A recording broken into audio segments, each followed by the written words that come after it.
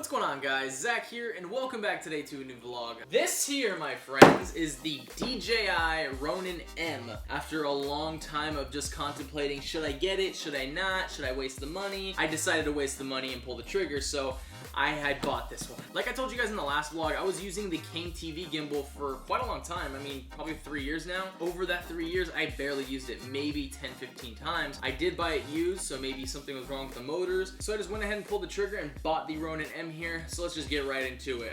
So I just want to give you guys my opinion of this thing and kind of just show you around, tell you the things that I do like about it. Alright, so other than the gimbal, the stand is probably my favorite part of this whole setup because this thing is lightweight, very compact, and yeah, it's way lighter than my last setup. The last stand that I did have was solid metal, and it was super heavy, and that's just to lug that thing around was just a pain in the ass. Basically, this is a two-piece stand. Unscrew it from the top, and what's nice about these things is that these arms even pull out. These arms even pull out, and these arms are actually connected to this really strong, like, stretchy string, and they just come up to the top here, and they go to there.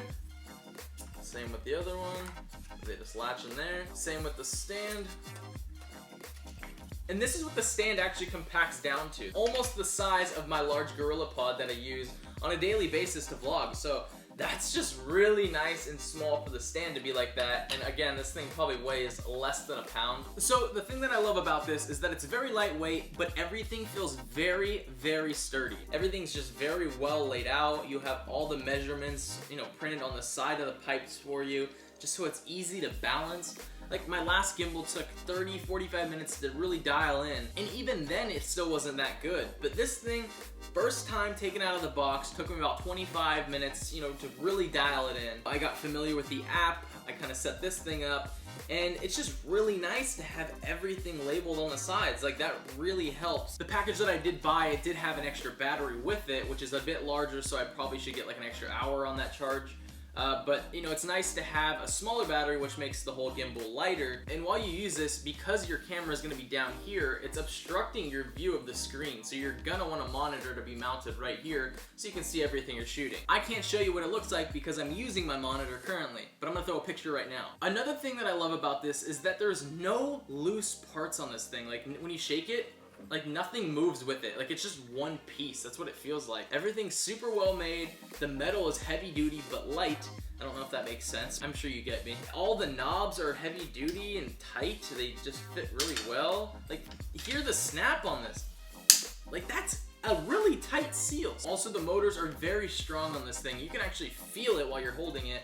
But the one thing that I do have complaints about, and it's not a huge complaint because I don't really worry about audio in my kind of filming, but I had my camera balanced up here pretty well the other night, and these things were still fairly noisy. I wouldn't say loud by any means, and it's not like a buzzkill to me because, like I said, I don't worry about sound in my line of filming, so it's not that big of a worry. So the other thing you do get in the package is the black Ronin M remote here, and this is kind of like a two-person gig. I mean, you gotta have one person controlling the camera movements while you have someone controlling the gimbal. And if you're able to multitask pretty well, you can actually buy the thumb controller that you just mount right up here, and you can actually just, you know, do all those movements yourself. I had a joystick on my last gimbal, and that was very helpful, and it was convenient to just have there, but I really didn't use it all that much. It's just hard concentrating on getting a nice pan while you're using the gimbal, and just to do both, it's just difficult. So if you have another person that's able to control this and who's kind of just familiar with gimbals and stuff, that would be better to have a co-pilot on here to do those movements for you. Alright, so that's it for today's video. I just wanted to show you guys a couple things that I did love about the Ronin M here because I'm going to be using it so much in my filmmaking. So I hope you guys get used to this look because these vlogs are going to be epic. I hope you guys enjoyed the video. If you guys did, don't forget to drop a like, comment down below, and subscribe to my channel. Tell your family, tell your friends, and I'll see you tomorrow.